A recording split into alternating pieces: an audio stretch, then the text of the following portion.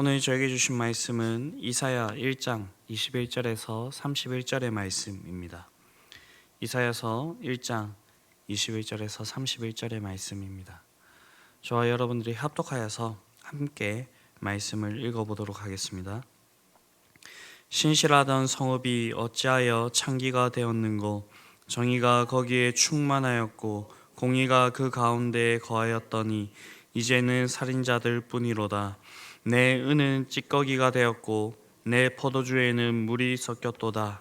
내 고관들은 패역하여 도둑과 짝하며 다 뇌물을 사랑하며 예물을 구하여 고아를 위하여 신원하지 아니하며 과부의 송사를 수리하지 아니하는도다. 그러므로 주 만군의 여호와 이스라엘 전능자가 말씀하시되, 슬프다. 내가 장차 내 대적에게 보응하여 내 마음을 편하게 하겠고 내 원수에게 보복하리라. 내가 또 내 손을 내게 돌려 내 찌꺼기를 잿물로 씻으시 녹여 청결하게 하며 내 혼잣물을 다 제하여 버리고 내가 내 재판관들을 처음과 같이 내 모사들을 본래와 같이 회복할 것이라. 그리한 후에야 내가 의의 성읍이라 신실한 고을이라 불리리라 하셨으니, 시온은 정의로 구속함을 받고 그 돌아온 자들은 공의로 구속함을 받으리라. 그러나 패역한 자와 죄인은 함께 패망하고 여호와를 버린 자도 멸망할 것이라.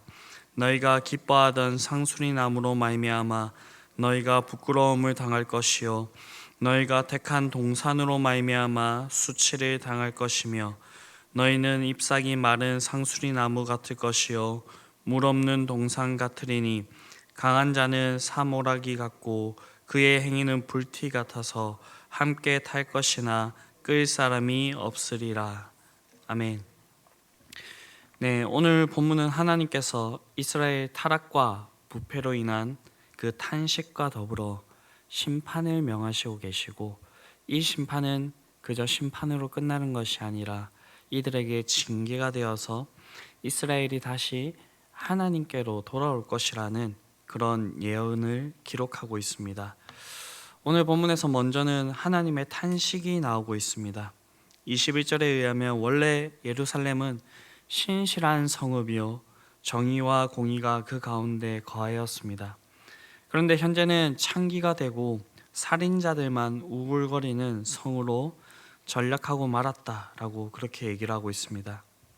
그 성의 고관들은 패역하여 도둑과 짝하며 다 뇌물을 사랑하고 예물을 구하고 고아를 위하여 신한치 아니하고 과부의 송사를 수리치 않는다라고 얘기를 하고 있습니다.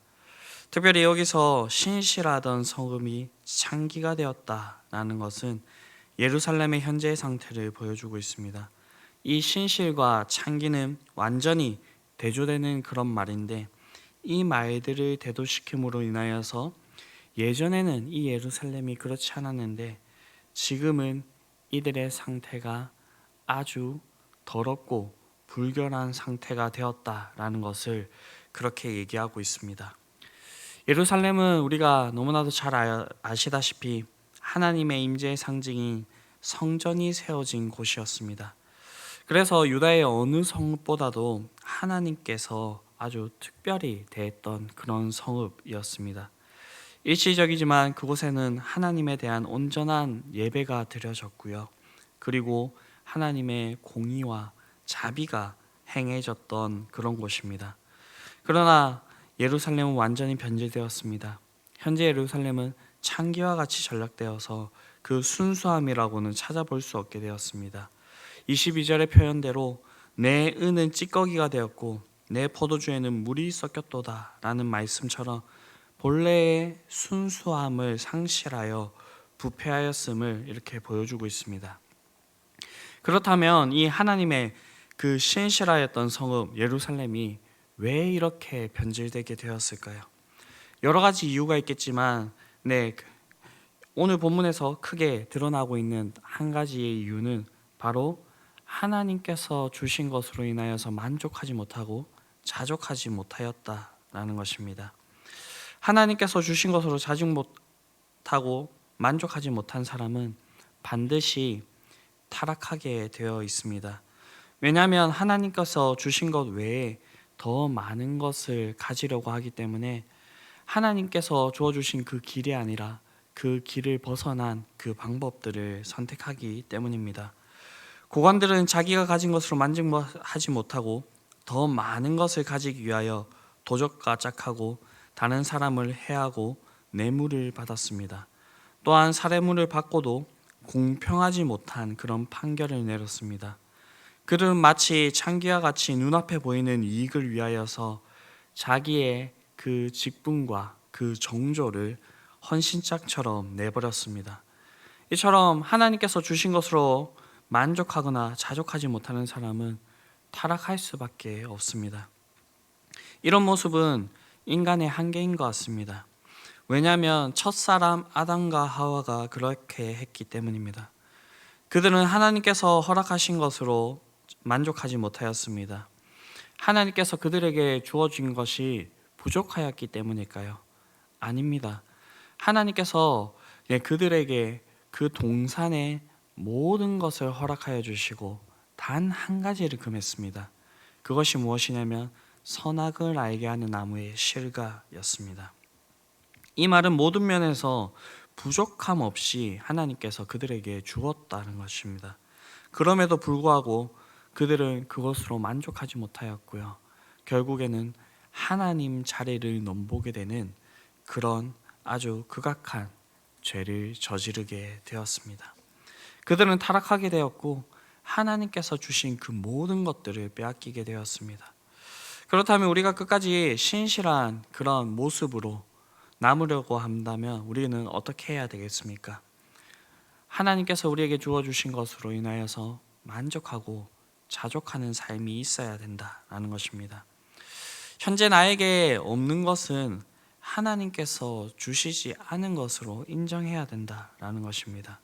그리고 우리에게 주어지지 않은 것으로 인하여서 우리가 그것을 원하고 바라는 것보다는 하나님께서 현재 나에게 주어진 것, 그것들을 바라보면서 그 안에서 만족하며 감사하며 그렇게 살아가야 된다라는 것입니다. 우리에게 이러한 삶이 있을 때 내게 능력 주시는 자 안에서 모든 것을 할 수 있다는 그런 바울의 고백과 같이 우리의 삶이 정말로 하나님께서 원하시는 그러한 삶의 모습으로 갈 것이고요. 그리고 우리에게 그 필요한 것을 누구보다도 잘 아시는 하나님께서 우리가 하나님께서 주어주신 것 안에서 만족하고 자족하는 그러한 삶을 살아갈 때 우리에게 필요한 것들을 풍성하게 채워주시는 그러한 은혜가 있을 것이라는 것입니다.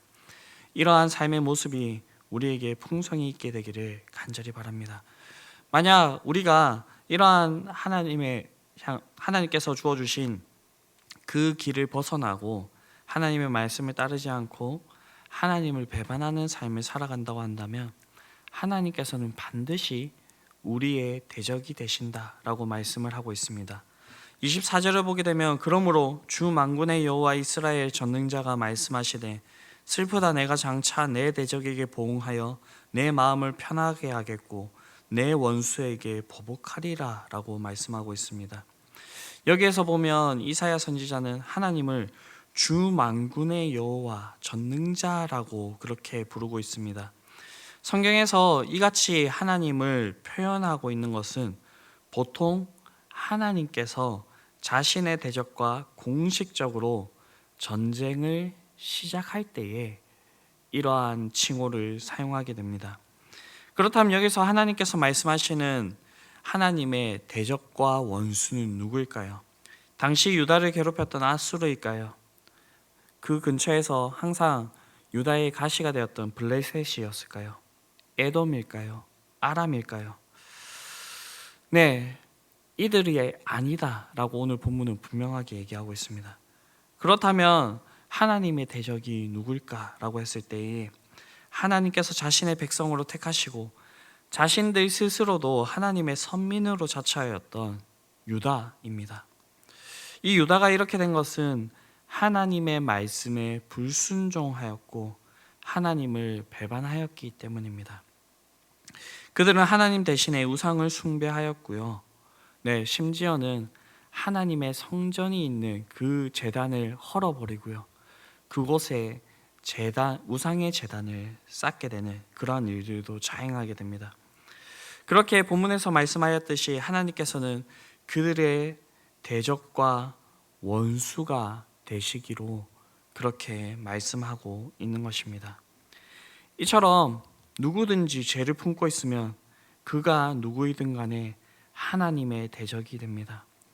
그리고 하나님의 대적이 되었 그 존재는 어디에서나 피할 수도 없고 숨을 수도 없습니다. 왜냐하면 하나님께서는 온 우주 만물을 감찰하시고 그 어디에나 계시는 분이시기 때문입니다. 그렇기 때문에 우리가 기억해야 될 것은 악은 모양이라도 버려야 된다라는 것입니다.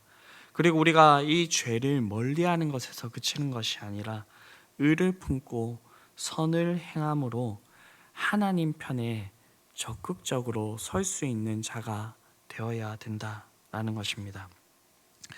우리가 이렇게 죄를 깨닫고 하나님께로 돌이키면 하나님께서는 징계하시지만 우리를 심판하시지는 않으십니다. 그리고 그 징계 가운데에 우리를 다시 회복시키십니다. 오늘 본문 26절을 보게 되면요, 내가 내 재판관들을 처음과 같이 내 모사들을 본래와 같이 회복할 것이라. 그리한 후에야 내가 의의 성읍이라 신실한 고을이라 불리리라 하셨으니. 그리고 27절을 보게 되면 시온은 정의로 구속함을 받고 그 돌아온 자들은 공의로 구속함을 받으리라 라고 그렇게 말씀하고 있습니다.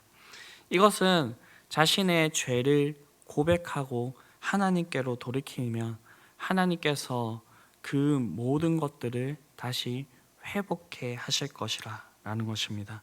여기서 구속함을 받는다라고 하는 이 단어는요, 본래 노예된 자가 값을 지불하고 속복에서 벗어나는 것을 얘기를 하는 것입니다. 그러므로 시온이 구속된다는 것은 그들의 죄에 대한 합당한 그런 대가를 지불한 후에야 이들이 회복해 될 것이라 라는 것입니다.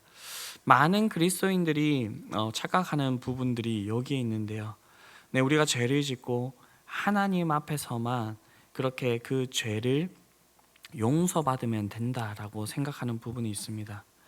그러나 하나님께서 이 성경을 통하여서 아주 분명하게 얘기하고 있는 것이 있는데, 그것은 우리가 지은 그 죄의 대가를 아주 톡톡하게 치러야 된다라는 것입니다. 다윗도 그러했지요. 밧세바의 그 범죄 이후에 하나님께서 다윗에게 대가를 치르게 하였는데, 바로 그 범죄함으로 인하여서 생겼던 그 아이가 죽게 된 것이었습니다.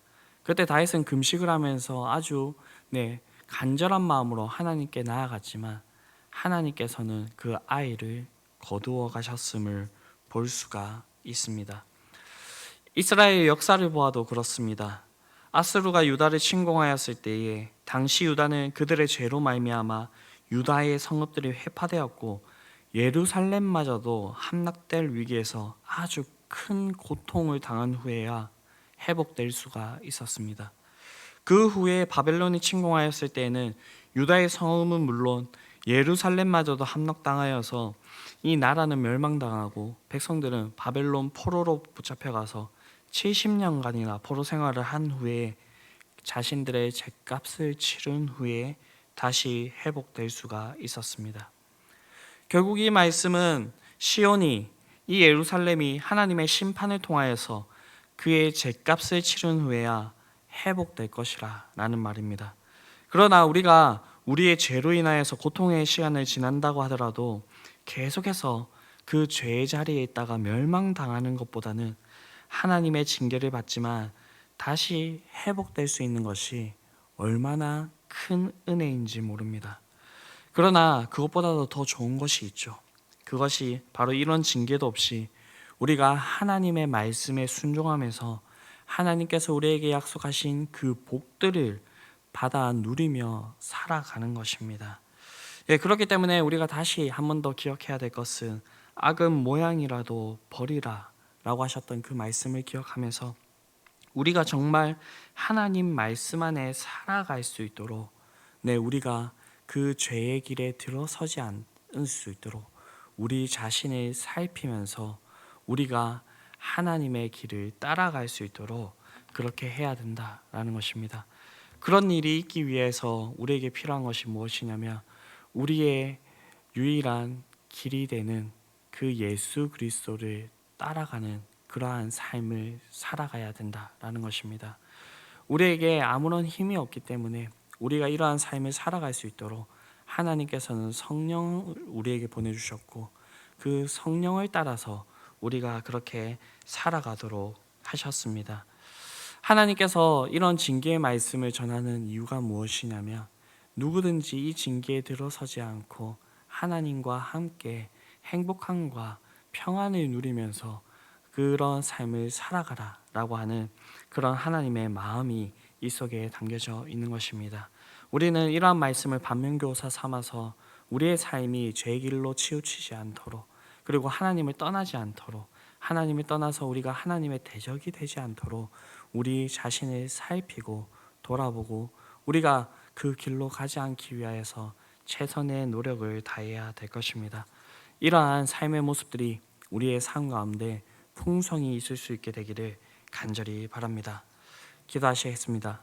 사랑과 은혜가 풍성하신 아버지 하나님, 우리는 하나님께 한없는 은혜를 받았지만 우리가 살아가면서 그 사실들을 잊고 살아갈 때가 있습니다.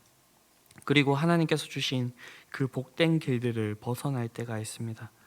그러나 하나님께서는 우리를 사랑하셔서 그 가운데 우리를 내버려 두시지 않으시고 다시 돌이키시는 분이심을 우리가 믿습니다. 그 길이 징계의 길로서 우리에게는 아픔이 되는 길일 수가 있지만 그 가운데에 우리의 생명이 다시 구해지는 길임을 믿습니다. 하나님, 우리가 죄 가운데 있다고 한다면 속히 돌이키게 하여 주시고 우리가 다시는 죄의 길에 서지 않도록 하나님을 대적하지 않도록 우리를 붙들어 주시옵소서. 우리의 마음의 원은 하나님 아버지 하나님께서 주신 그 좋은 것들을 온전히 누리면서 살아가기를 원합니다. 하나님 아버지, 우리가 기도하고 주의 말씀을 대하는 동안에 우리의 마음을 다시 주님께로 돌이키게 하여 주시옵시고 우리가 하나님을 떠나지 않도록 우리를 굳게 붙들어 주시옵소서. 이 모든 말씀 우리를 구원하신 예수 그리스도의 이름으로 기도드립니다. 아멘.